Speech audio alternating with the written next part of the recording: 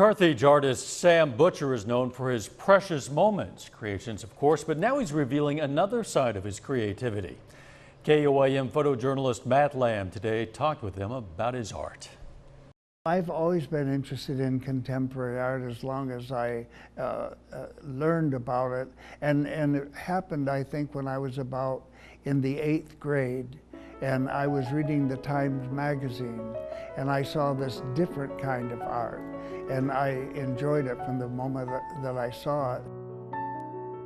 I feel that I've learned so much since I began. When I was in high school, I had an art teacher who also introduced me to the contemporary art field.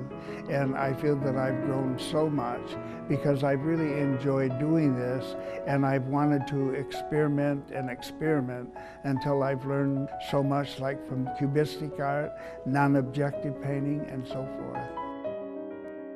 In almost every contemporary painting that I do, it has this power to it. And I just want the people to be able to feel that power and to enjoy the painting in that way. Butcher's collection is going to be displayed this Saturday and Sunday at the Precious Moments Convention Center in Carthage from 10 a.m. to noon and from 2 to 5. A side of his art that we've never seen before. Very few people have seen before because he just simply hasn't shared it. Not at all like his Precious Moments figurines. Hope they have a big turnout for that. Take a look at that. This caused a little bit of a scare today over in Pittsburgh. A semi-truck carrying insulation got stuck on a power line outside the new indoor football complex on the Pitt State campus. It happened shortly before 11 this morning. Thankfully, the driver was not hurt and no outages were reported. Campus officials say the incident will not have an effect on the progress of construction. Some new local art to check out at the Spiva Center in Joplin. It centers around mental illness. Steve Head started looking into family genealogy and learned a distant relative was a patient at a mental institution in Norman, Oklahoma. He also had a sister who had schizophrenia. He decided to tell their stories through art. I'm hoping that by just doing some pieces about these issues that people will start to have conversations. People will start telling their own stories. Head and his wife Cindy will be showing off their mixed media pieces, photographs, and more throughout the month at the upstairs gallery. Some interesting pieces I'm sure it's worth checking out. It's a memorable moment for Miami, Oklahoma's grand and iconic Coleman Theater. The renovation of the Coleman Theater's ballroom is now complete. The theater opened in 1929 for vaudeville and film, but a space that was originally intended to be a ballroom was used for other purposes for decades. Coleman renovations began 22 years ago. KOAM photojournalist Matt Lamb gives us a look. Oh, this theater is so rich in its history. When the city received the theater back in the mid-'80s, it was really in a horrible state of disrepair.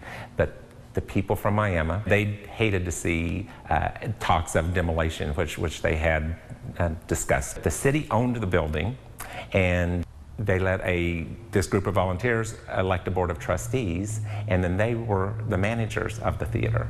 So it was under the management of these volunteers that they did all of the renovations. So the city did their part, they owned it, they kept it going by not charging themselves for utilities, so there was not an electric bill that we had to contend with. And they just began with black and white photographs of opening night, and they had one piece of the original carpeting.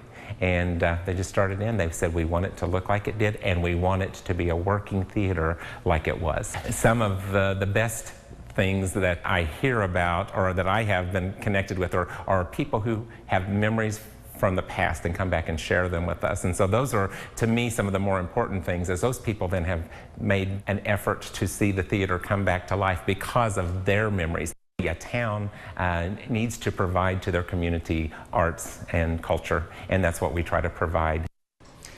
The addition of a new canopy with a lighted marquee marked the final stage of the ballroom restoration. The ballroom project has been 6 years in the making, funded through a grant and donations.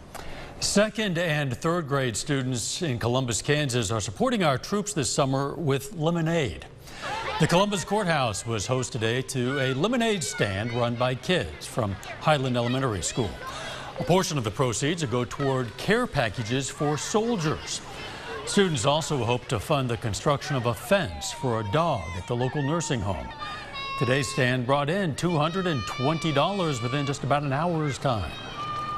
We get to sell people lemonade and we're helping people. We get to raise some money for Rayleigh and the local soldiers. But I hope it'll just instill in them just character for life, just to be able to serve other people. Nice lesson. The group plans to host another lemonade stand at the courthouse on July 30th. Mark your calendars. It was a sweet day for some kids in Joplin. The Candy House is hosting its first ever Sugar Rush Summer Camp. Yeah, this was the first day of the week-long event. Kids created and decorated their own candy bars, put their sculpting skills to work molding chocolate, and they even got crafty with Oreos. The response has been wonderful. Our phone has been ringing off the hook, and when the kids come in, they have such a great time. They like to get their fingers in the chocolate, they like to get messy, and while they're making candy, they actually get to eat candy at the same time. Camp runs through Friday. For more information, just go to our website, KOAM-TV.com. Resident assistants at Pitt State are preparing for the arrival of more than 1,200 students in the dorms next weekend. That means learning to extinguish potential problems, like, say, fires, for example. The RAs are spending the week in training that covers everything from helping students adapt to a new community to dealing with conflict. Today, the group met with the Pittsburgh Fire Department, learning how to handle emergency situations.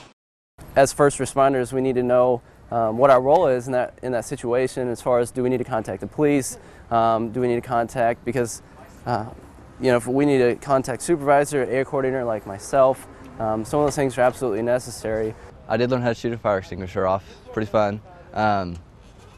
It wasn't what I expected, but I was glad I was able to do it, so that way I will know for the future. Students will move into the PSU dorms a week from Saturday.